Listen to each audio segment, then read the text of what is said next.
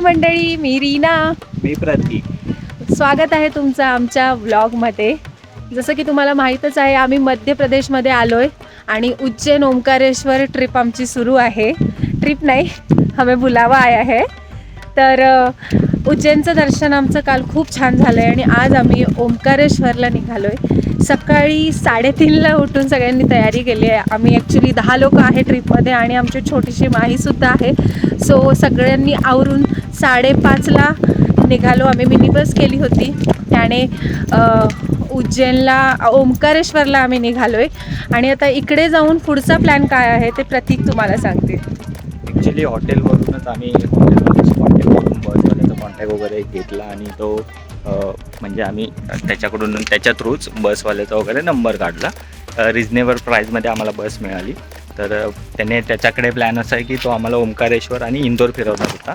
पण विषय असा झाला आहे की आम्ही इथे ओंकारेश्वरमध्ये आल्यावरच आम्हाला म्हणजे समजलं की स्पॉट जरा आहे तिथे फिरण्यासारखे. तर अजून जास्त स्पॉट आहेत. तर आम्ही इंदोर एक म्हणजे सोडून देतो आहे. तर आम्ही बोलतो की नेक्स्ट टाईम प्लॅन करूया, कारण अर्धवट इथलं प्लॅन फिरून परत अर्धवट इंदोर फिरून त्यात मतलब नाही, कारण परत आपलं येणं होत नाही. मध्य प्रदेशातील नर्मदा नदीच्या काठावर वसलेलं ओंकारेश्वर हे भारतातील 12 ज्योतिर्लिंगापैकी एक पवित्र ज्योतिर्लिंग आहे. ओंकारेश्वरचं खास वैशिष्ट्य म्हणजे हे मंदिर ज्या बेटावर आहे त्या बेटाचा आकार ओम असा आहे. हाय गाईज, आता आमची बस पार्किंगमध्ये लागली आणि तिथून आम्हाला रिक्षा करावी लागली. तर आम्ही रिक्षा करून आता नर्मदा आणि कावेरी नदीचा संगम बघायला त्या घाटावर आलो. तर तो संगम आम्ही बघतोय. त्यानंतर पुढे जाणार ममलेश्वर मंदिर आणि ओंकारेश्वर मंदिर आणि त्याच्या आजूबाजूला जे काही असेल एका दुसरं प्लेस ते आम्ही कव्हर करू, कारण आम्हाला एंड ऑफ द डेला इंदोरला पण जायचं आहे आणि तिकडून रिटर्न उज्जैनला. त्यामुळे आता पहिला आम्ही डिसाईड केलं की हा संगम बघूया. आणि शनिवार असल्यामुळे कसं भरपूर गर्दी पण भेटते आणि गर्दी भरपूर आहे. त्यामुळे बस जास्त पुढपर्यंत येऊ नाही शकली. पार्किंगमध्ये ॲक्च्युअली पार्किंगमध्ये पण नाही, पार्किंगच्या मागेच आम्हाला तिथे त्याने ड्रॉप केलं आणि तिथूनच आम्हाला रिक्षा करावी लागते. आणि रिक्षाने पण आता आमचे पर पर्सन 120 रुपीज घेतलेत. त्याच्यामध्ये आम्हाला तो 3 प्लेसेस फिरवतो आहे, मामलेश्वर मंदिर, ओंकारेश्वर मंदिर आणि संगम घाट. थोडं पुढे चालल्यानंतर आम्ही संगमच्या एरियामध्ये आलेलो आहोत. सो ह्या साईडला ही दिसते, ही नर्मदा नदी आहे आणि इकडून कावेरी येते आणि तिकडून दोन्ही नद्या कनेक्ट होतात आणि हा त्या दोन्ही नद्यांचा संगम आहे. या संगमाच्या इथे एक घाट बांधलेला आहे, याला संगम घाट असं म्हणतात. सो आता आम्ही इथून स्टेअर केस उतरून त्याच घाटाच्या इथे जाणार आहोत. थोडं चालल्यानंतर आम्ही घाटावर पोचलो आहे आणि हाच येतो संगम घाट, जिथे आपल्या भारतातल्या 2 मुख्य नद्यांचा संगम होतो.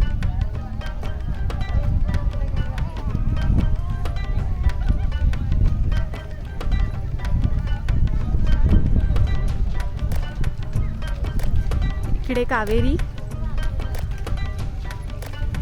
आणि ह्या साईडला नर्मदा आणि समोर दोन्ही नद्यांचा संगम.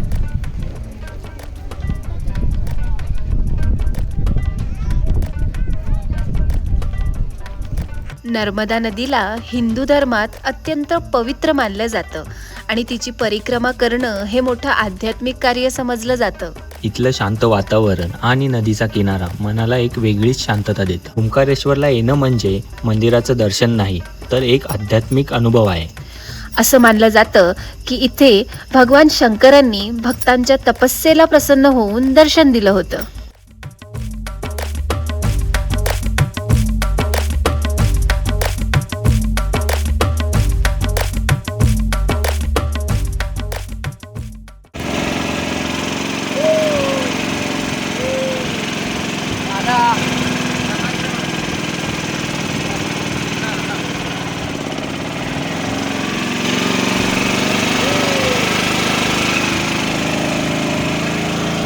मंदिरापर्यंत पोहोचण्यासाठीचा झुलता पूल पर्यटकांसाठी एक खास आकर्षण आहे बरं का.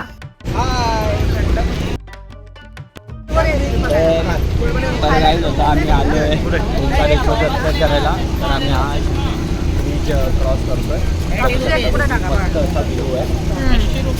हा ब्रिज क्रॉस केल्यानंतर ते बघू शकता या साईडला इकडे हे श्री ओंकारेश्वर मंदिर आहे.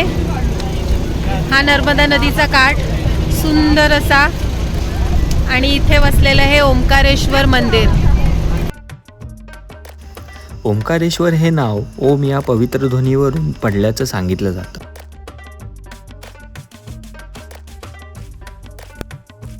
या मंदिराचा इतिहास हजारो वर्षापूर्वींचा आहे आणि त्याचा उल्लेख अनेक प्राचीन ग्रंथांमध्ये आढळतो.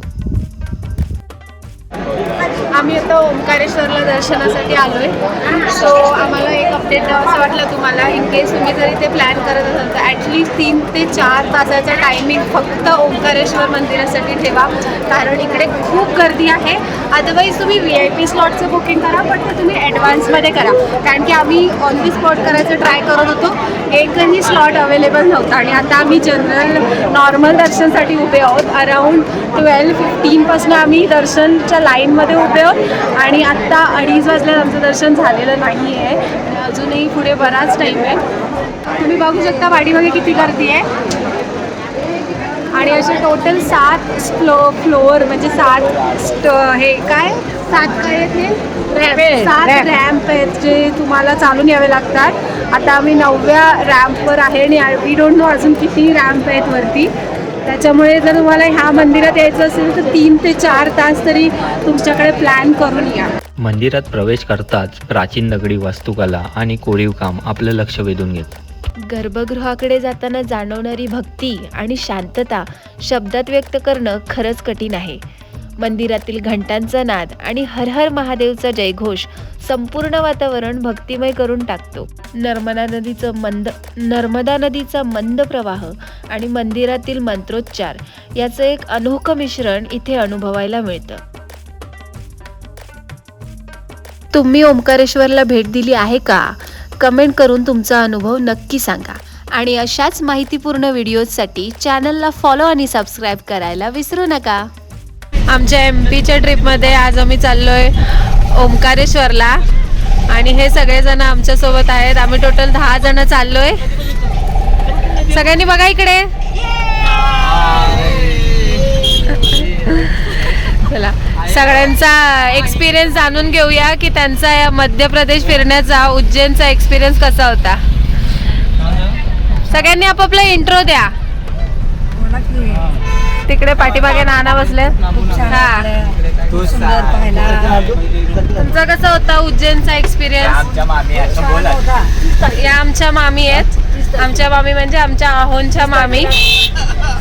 या आमच्या सासूबाई. सासूबाई तुमचा एक्सपिरियन्स कसा होता? भरपूर चालायला लागलं. सासूबाईंना मजा आली.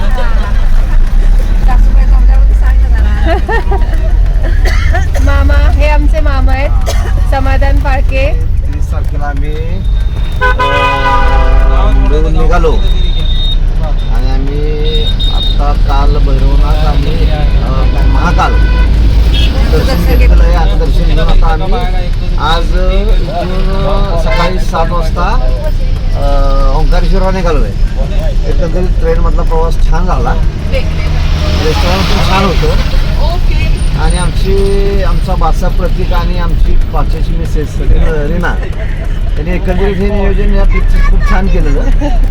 त्यांच्यामुळं आम्हाला आज ह्या 12 ज्योतिर्लिंगापैकी 2 ज्योतिर्लिंग पाहण्याचा आमचा जे आम्हाला भाग्य मिळालं की 12 ज्योतिर्लिंगापैकी 2 ज्योतिर्लिंग आम्ही पाहिलेले आहेत. आता पाहणार आहोत ओंकारेश्वर.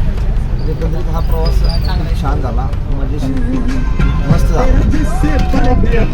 टाळ्या टाळ्या टाळ्या. या आहेत राजलता देसाई म्हणजे माझी मम्मी, प्रतीक पिसाळ्यांच्या सासूबाई. तुम्हाला कसं वाटलं? जो छोटा घाट आहे तिथे आरतीचं वगैरे छान होतं. खूप मन प्रसन्न झालं. प्रतीक पिसाळांना काही विचारायची गरज नाही. ते नेहमीच माझ्याबरोबर फिरत असतात. कारण ट्रिप प्लॅन केले त्यामुळे एक्सपिरियन्स मी देतो सांगा. इकडे आहेत आमचे मोठे बंधू आणि त्यांच्या मिसेस. चौकनी तोंडवाले. आणि हे त्यांच्याकडे पोरग बसलेलं आहे ते त्यांचं नाही आहे, ते आमचं पोरग आहे. हे आमचं पोरग आहे. प्रोडक्शन हा. मस्त आहे. उज्जैनला सर्वजण या, मस्त आहे. एक्सपिरियन्स छान आहे. ट्रॅव्हलिंगचा काही त्रास नाहीये. मस्त आहे. तू बोल आधी नाही, अर्धा आला. तू बोलला ना का? कसा होता तुमचा दोघांचा उज्जैन मस्त. आणि महाकाल दर्शनचा एक्सपिरियन्स? ट्रॅव्हलिंग वगैरे सर्व इथली लोक खूप मदत करतायत, सपोर्ट करतायत.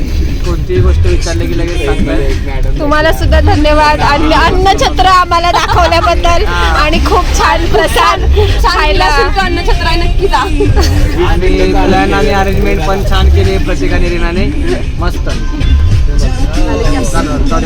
कोमलताई कोमलताई इकडे पाठीमागे बसले आहेत, ह्या कोमलताई नाही आहेत, काजलताई आहेत.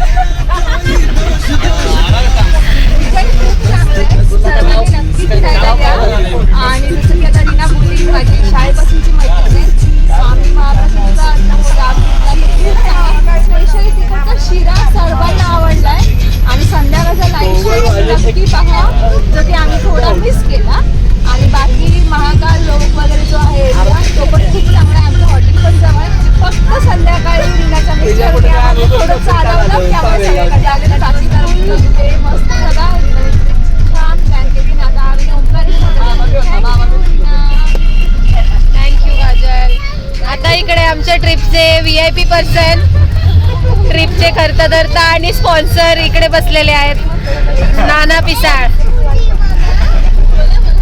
नाना, थँक्यू ट्रिप स्पॉन्सर करण्यासाठी. अशाच आमचे ट्रिप स्पॉन्सर करत राहा.